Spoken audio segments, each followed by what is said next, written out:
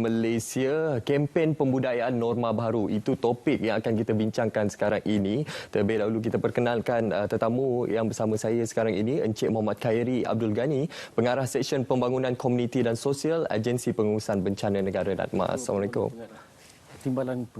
Timbalan Pengarah Seksyen Pembangunan Komuniti dan Sosial, Agensi Pengurusan Bencana Negara NADMA. Ya, masih. Okey, terima kasih. Hari ini kita bercakap mengenai pembudayaan norma baharu. Dan bila kita bercakap berkenaan pembudayaan norma baharu ini, ianya bukan sesuatu yang baharu. Kita telah laksanakan pelbagai kempen sejak dari awal tempoh PKP dan juga kita telah war-warkan dalam media masa dan juga banyak perkara yang perlu kita perhalusi dalam pembudayaan norma baharu ini. Dan mungkin untuk permulaan ini dalam mukadimah mungkin boleh kongsikan apa antara kempen-kempen terbaru dalam pembudayaan norma baharu ini. Okey.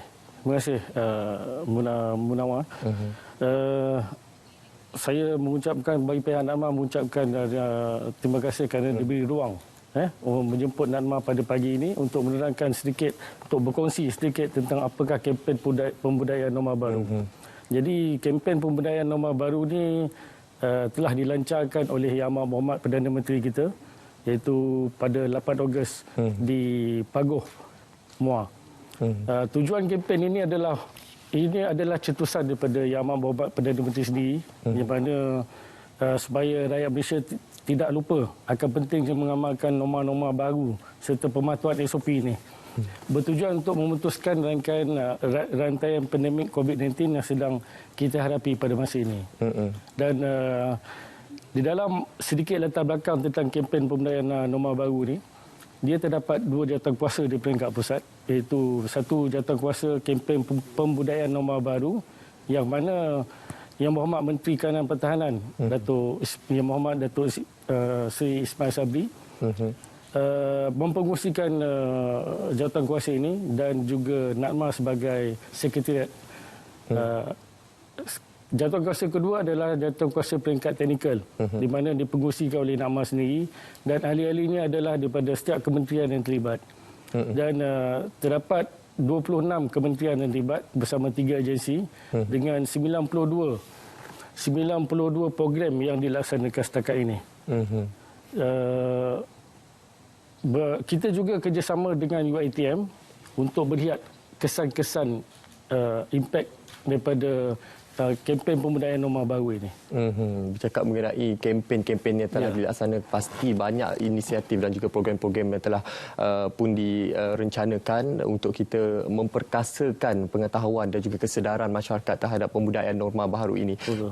Dari aspek kesedaran dan juga pengetahuan masyarakat terhadap pembudayaan norma baru ini, itu satu lagi aspek. Namun satu lagi aspek ialah dari segi disiplin dan juga pematuhan masyarakat terhadap pembudayaan norma baru ini. Pandangan tuan macam mana? Okey.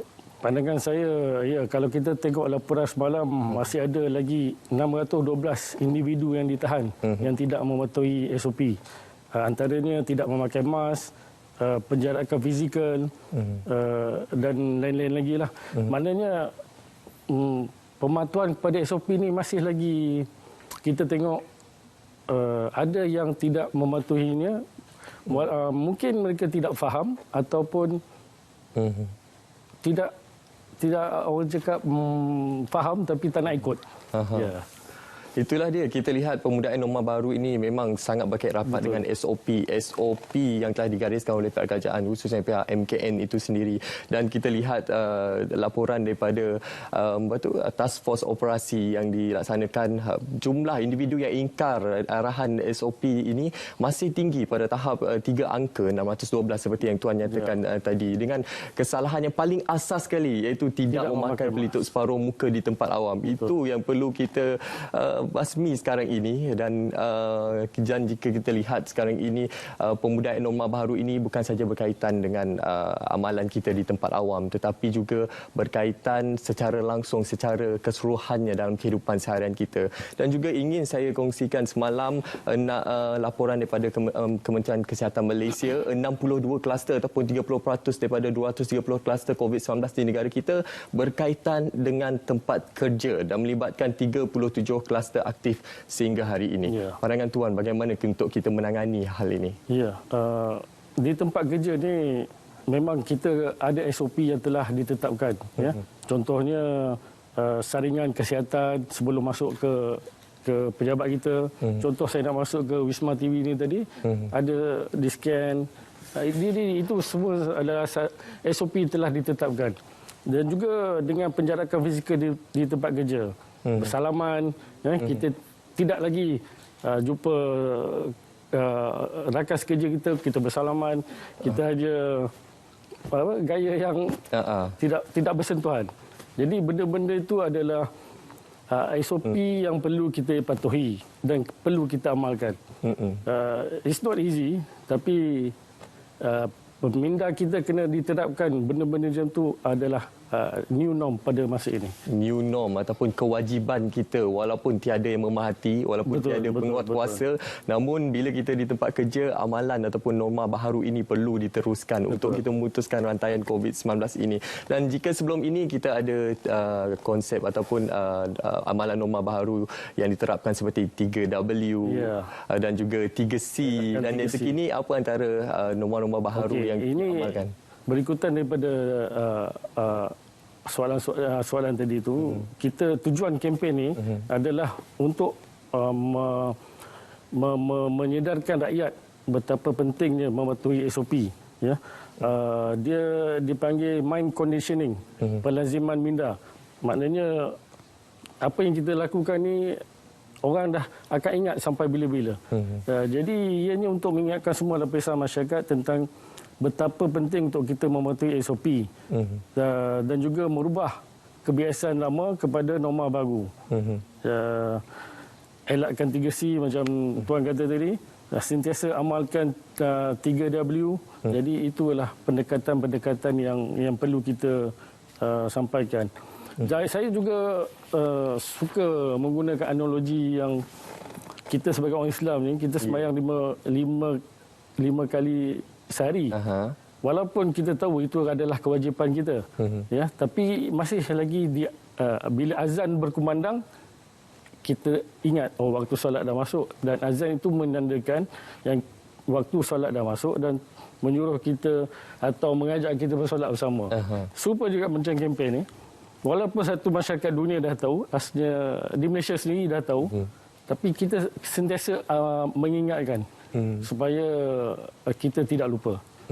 Antara satu lagi aspek yang cukup penting sekarang ini ialah penggunaan aplikasi MySejahtera yang sememangnya sangat bermanfaat untuk kita mendepani pandemik COVID-19 ini. Kita tidak perlu lagi menulis nama secara manual, cuma imbas sahaja untuk kita memasuki mana-mana premis perniagaan, sama ada di tempat awam ataupun di tempat pengangkutan awam. Mungkin Tuan boleh memberi penekanan sekarang ini betapa pentingnya penggunaan aplikasi MySejahtera dalam pembudayaan norma baharu. Kalau kita tengok, ianya adalah satu inisiatif kerajaan yang bagi saya terbaik.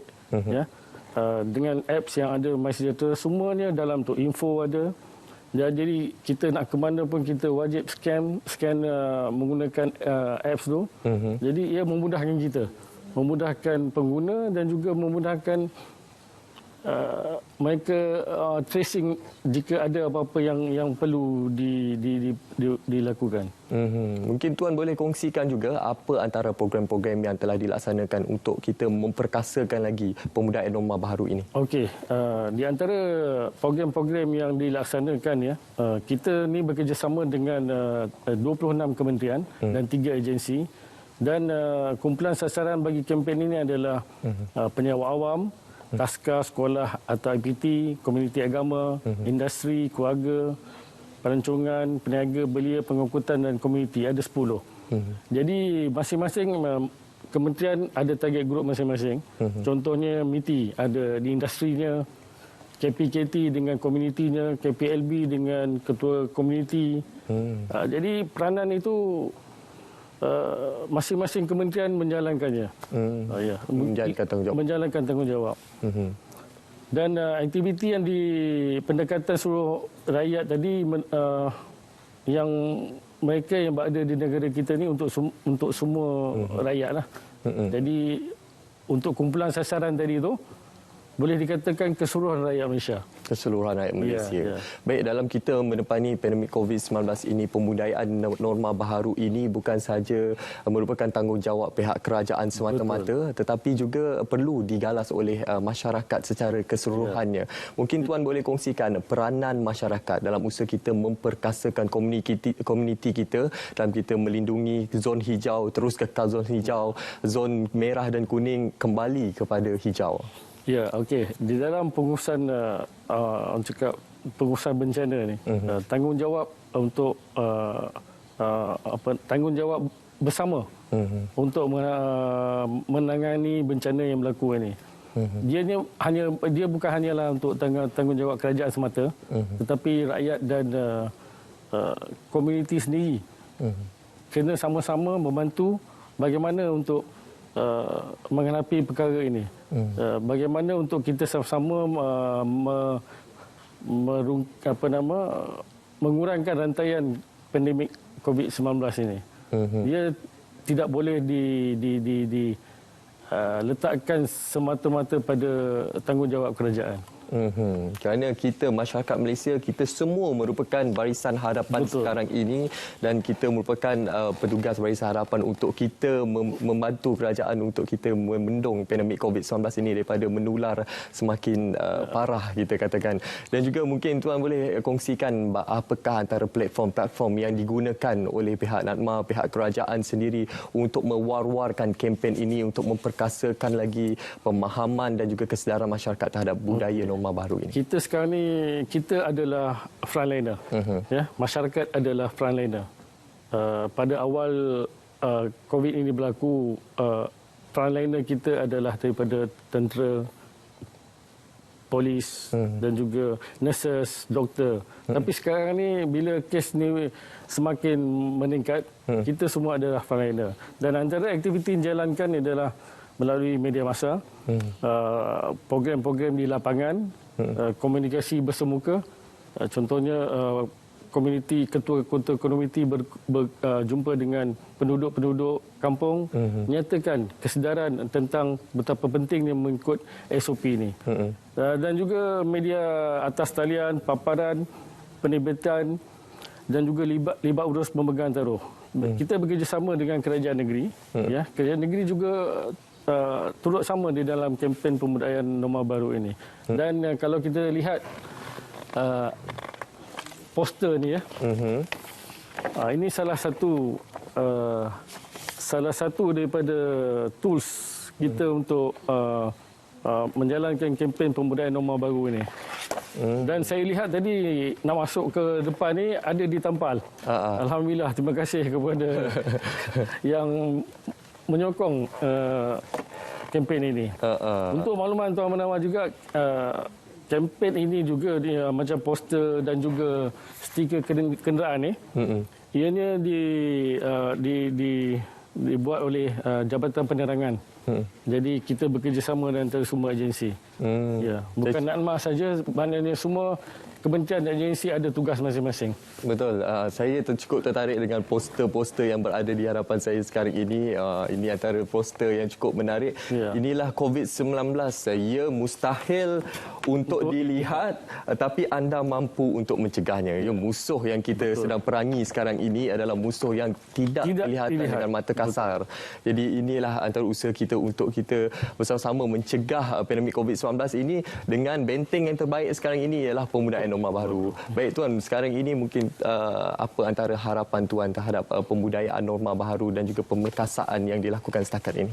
Okey, harapan kerajaan ya, khasnya supaya dengan adanya kempen pembudayaan norma baru ini, rakyat semakin mematuhi SOP yang ditetapkan oleh kerajaan dan mengamalkan apa yang telah digariskan. Dan kita tak nafikan kerajaan telah melakukan yang terbaik. Dan harapan negara adalah supaya rakyat sentiasa mengamal, mematuhi segala SOP yang telah ditetapkan itu. Oleh yang demikian, rakyat dan kita semua mestilah sentiasa mematuhi SOP, tak kira lah siapa latar belakang mereka. Betul. Ya. Hanya dengan mendisiplinkan diri kita boleh mengekang penularan atau memutuskan rantaian penularan wabak COVID-19 ini. InsyaAllah. Jadi itulah peranan kita semua, masyarakat khususnya, kerana kita sekarang ini merupakan barisan hadapan dalam usaha kita untuk membendung ataupun membasmi pandemik COVID-19 ini. Jadi terima kasih saya ucapkan kepada Encik Muhammad Khairi Abdul Ghani atas perkongsian yang cukup bermanfaat berkaitan dengan pembudayaan norma baharu ini, dan kita harapkan semoga segala usaha kita untuk kita menerapkan budaya norma baharu ini akan terus terlaksana, bukan saja pada tahap ini, pada gelombang ketiga COVID-19 ini, namun dalam masa yang akan datang. Terima kasih sekali lagi Tuan. Terima kasih Tuan. Baik. Kita jaga kita. Kita jaga kita. Yeah. Hashtag kita jaga kita. Hashtag kita mesti menang. Betul. Jadi penonton sekarang